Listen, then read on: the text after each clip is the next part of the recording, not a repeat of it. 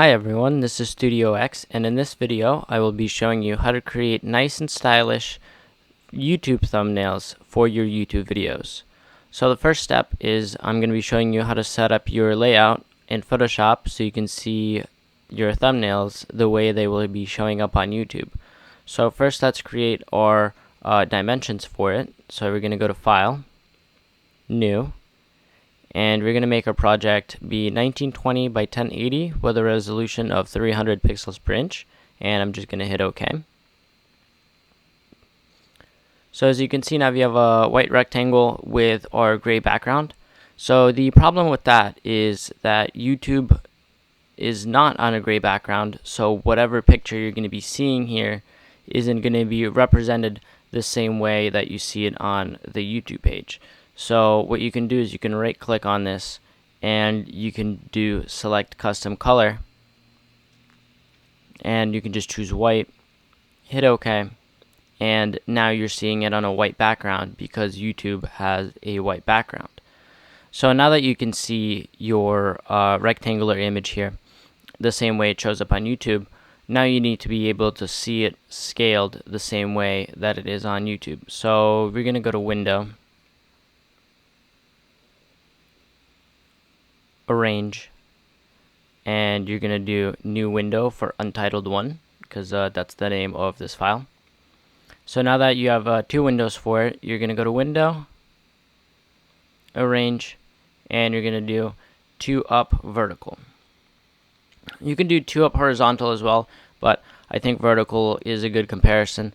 So the right side, I'm going to zoom out, and it's going to be a very small version of the thumbnail, approximately the size that it's seen on YouTube. So this looks pretty good. And the left side is basically used for details, so when you're changing text and you're trying to align things and stuff like that. So now let's go in and drop in an image that you're going to be working with. So you can just take your picture and you can drag it into the window. It doesn't really matter which one because they will both be updated together. So as you can see, it gets dropped in, and I'm just going to double click on it so it gets locked in place. And now let's start creating our pieces for it. So as you can see right away, it's kind of hard to see what's going on this picture when it's small. When it's big, you can see all the details, but when it's small, you kind of can't see everything. So I'm just going to go and make a new levels adjustment.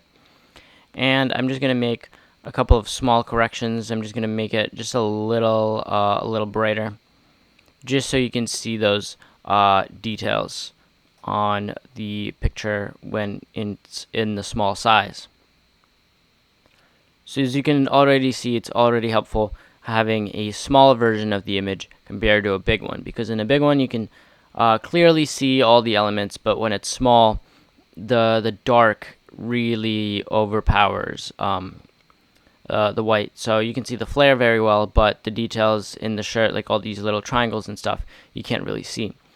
So now it's time to create our text and the little thumbnail stuff. So I'm just gonna take my text tool and I'm just gonna start typing my text here, which will be motion graphic speed art. So that's the text that I'm using for this video, and it's kind of big, so I'm just gonna have to make it a little smaller. Now that's a little too small, so I'm just gonna make it maybe 36, and that should be fine. And I'm also gonna adjust the difference in the spacing between the lines. So I'm just going to bring it down.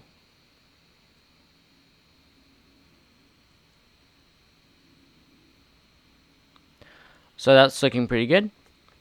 And I'm just going to take it and align the text where I think it's going to look good, which is just in this corner over here. And this basically looks pretty good. Maybe just a little bit to the right. So now it looks like there's a pretty equal amount of space on the top and bottom. Now we're going to need to add a picture of the application I was using to make this actual video in, which was After Effects. And I will have a link in the description to the video that I'm making this thumbnail for. But now we have a problem here, and that is that this text isn't really that well readable in this corner, because there is a lot of bright elements coming up in here, and you just don't see it really strongly emphasized. So there's two options that you can do for that. One is you can make a black paintbrush that's really feathered, and you can just bring it down right under the text, and you can just start painting away. Basically a dark area which is gonna fade and pop that text out.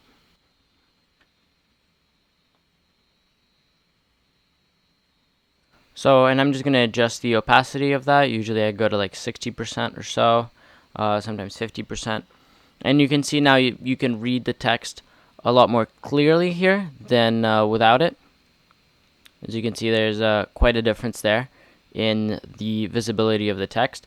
But sometimes I don't go that route, and I just basically make a new layer, and I use the rectangle tool with a black fill to basically section out a rectangular area. And that's very good if you have a lot of geometric stuff happening in your project.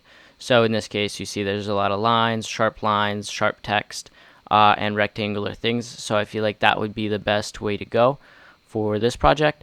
And I'm just going to also adjust the opacity down just so it doesn't scream in your face. And as you can see, this one could be at like 20%, and it still helps the text pop out a lot more, and brings attention to that text there. So now I'm gonna go and open up Google Chrome and type in After Effects logo. As you can see, I searched it up a lot so I can include it in my thumbnails. Also, while you're here, I have a Patreon that you can support me on, and you'll get access to project files, early access to videos, and there's lots of other perks as well. So you can start with being a donor for $1 a month, but with other packs, you obviously get more benefits. So if you're interested in learning more and help support me in making more videos and free tutorials, that would be very helpful, and I would be very thankful for that. So back to the tutorial. Now I'm just going to go and take this After Effects logo and I'm just going to drag and drop it into Photoshop. So now let's return back and scale it to the correct size. So while holding Shift and Option, you can scale down into the center.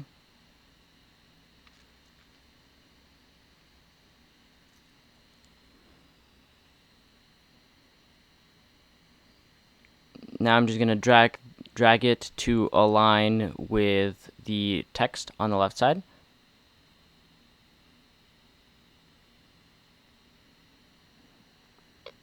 And I'm just going to bump it up a little bit. And I'm just going to scale it a little bit bigger because it looks pretty small in the thumbnail. I think this should be pretty good. Yeah, so that's looking like a pretty good thumbnail. You can read the text pretty clearly. You can see all of the elements. It's very bright, and you can kind of see everything that's about it. So hopefully this tutorial was helpful to you, and you learned how to create some nice and easy to see thumbnails that explain what your video are about right away.